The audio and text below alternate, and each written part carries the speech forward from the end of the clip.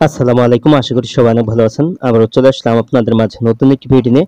আজ এই ভিডিওতে আপনাদেরকে দেখিয়ে দিব আপনার বাটন ফোনে যে কেউ কল দিলে গান বাজে, তো আপনি কিভাবে এই গানটি আপনি বন্ধ করবেন, তো তার পুরো প্রচেষ্টা ভিডিওতে আপনাদেরকে দেখিয়ে দেব। সো ভিডিওটি কন্টিনিউ শেষ পর্যন্ত দেখতে থাকুন।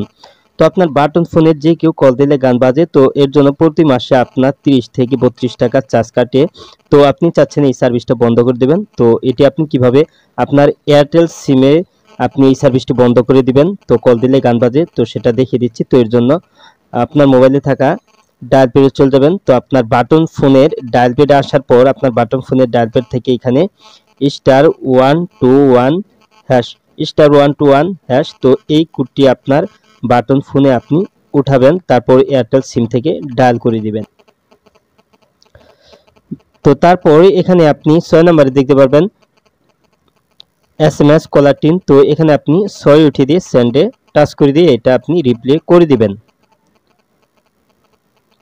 তারপর এখানে 3 নম্বরে আছে স্টপ এ সার্ভিস। তো এখানে আপনি 3 উঠিয়ে দিয়ে সেন্ডে টাচ করে দিয়ে আপনি রিপ্লে করে দিবেন। তারপর এখানে দেখতে পাচ্ছেন প্রথমে আছে 1 নম্বরে কলার টিন।